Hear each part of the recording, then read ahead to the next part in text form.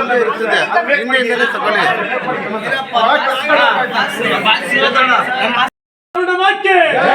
Prabha talkies ಮಾಲೀಕರಿಂದ ಈ ಭಗೀರಥ ಯಶಸ್ವಿ ಆಗಿದ್ದಕ್ಕೆ ಈ ಪೂಜೆ ಸಲ್ಲಿಸ್ತಾ ಇದ್ದೀವಿ. ಜೆಪಿ ಜಯಪ್ರಕಾಶ್ ನಾಯಕರು ನಮ್ಮ ಪಾರ್ವತಮ್ಮ ರಾಜ್ಕುಮಾರ್ ತಮ್ಮ. ನಿಮ್ದು ದೊಡ್ಡ ಕ್ಯಾಮ್ರಾ.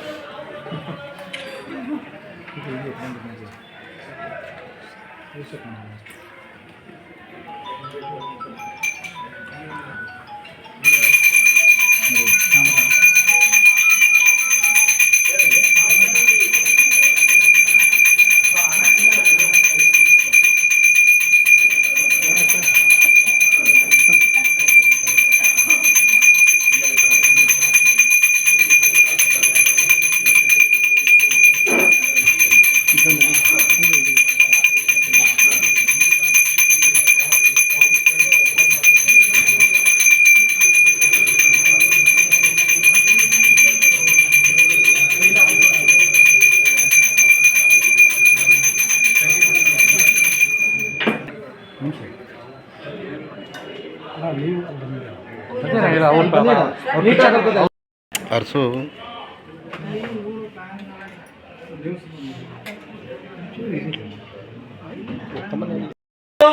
ಆ ತಾಯಿ ಆಶೀರ್ವಾದದಿಂದ 155 ತಳ್ಕೊ ಬಂದಿದೆ. ಚಾಮುಂಡೇಶ್ವರಿ ತಾಯಿ ಆಶೀರ್ವಾದದಲ್ಲಿ ಈ ಮೈಸೂರು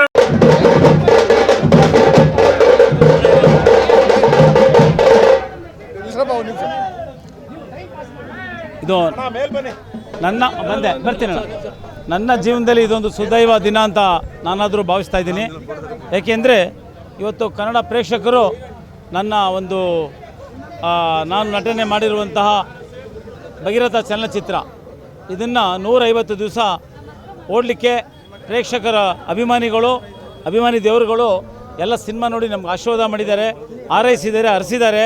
ಹಾಗಾಗಿ ಇದೇ ಸಂದರ್ಭದಲ್ಲಿ ನಾನು ಕೇಳ್ಕೊಳ್ತಾ ಇದ್ದೀನಿ, ಎಲ್ಲರ ಸಿನಿಮಾವನ್ನು ಹೊಸಬ್ರದ್ದು ಹಳಬ್ರದ್ದು ಅಂತ ಅದನ್ನು ಭೇದ ಭಾವ ಮಾಡದೆ ಎಲ್ಲರ ಸಿನಿಮಾನು ಕನ್ನಡ ಚಿತ್ರಗಳನ್ನು ಎಲ್ಲ ಪ್ರೇಕ್ಷಕರು ಇದೇ ರೀತಿ ನೋಡಿ ಅವ್ರ ಸಿನಿಮಾಗಳನ್ನು ಕೂಡ ಗೆಲ್ಲಿಸ್ಬೇಕು ಅಂತ ಈ ಸಂದರ್ಭದಲ್ಲಿ ಕೇಳ್ಕೊಳ್ತಾ ಇದ್ದೀನಿ. ಮತ್ತು